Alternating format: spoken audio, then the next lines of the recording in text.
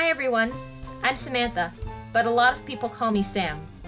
My journey to realizing my teaching dream was kind of long and complicated. It started with elementary school. I was a good student, and I enjoyed school most of the time. I always made sure to do all my homework. In fact, I was so afraid of falling behind in class that I even took homework with me on a trip to Disney World.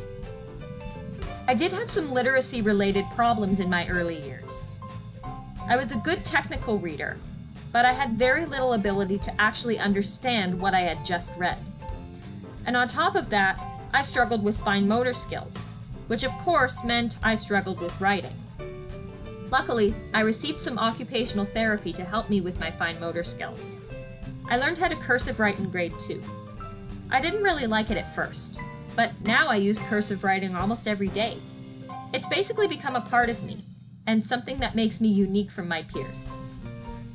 I've had a lot of people tell me over the years that I should be a teacher one day, including many of my own teachers. But I had different ideas. My passion has always been music.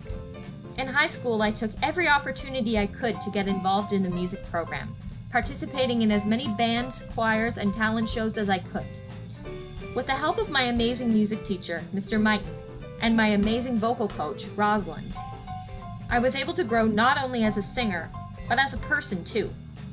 In fact, studying music has helped me to become a better learner in other subjects, including literacy. I find that my reading comprehension may have actually improved by studying song lyrics and having to figure out what a song was actually about. But I don't know this for sure. Through all the hard work during my elementary and high school years, I eventually got accepted into the jazz performance program at University of Toronto, as one of only 3 voice majors in my whole year.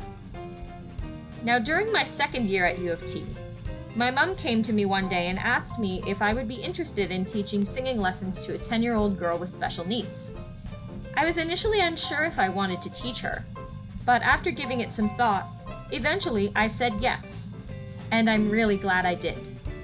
That was my first real experience with teaching, and I grew to love it. After graduating from U of T, I slowly but surely began gaining more private students for both voice and piano, and I also did a fair number of gigs. I also volunteered frequently at my elementary school, helping conduct the school's primary choir along with my mom. Because of this, I eventually got my big break in teaching. I was presented with the opportunity to teach music as a volunteer music itinerant to both of the school's combined grade 1-2 classes, as there was no funding available for a paid music itinerant. Without hesitation, I said yes. Now, using the grade 1-2 arts curriculum guide, I created a music program in collaboration with both teachers. It took some time to get into the groove of teaching large groups of children, but once I did, I discovered that I loved to teach. I started to do some serious thinking about my future and realized that teaching may in fact be my true calling. When I told my family and friends about my decision to go back to school and become a teacher, every single one of them showed overwhelming support. After applying to 3 different universities and accepting my offer to UOIT, I knew my dream of becoming a teacher was becoming a reality. I knew that I would not just become proficient at teaching music, but in teaching all subjects, especially literacy, because let's face it, literacy is everywhere. Studying at UOIT has been a lot of hard work so far, but I'm loving it. Although it's still a long road ahead, and I don't know exactly where I'm going sometimes, I can't wait to see where my journey takes me next.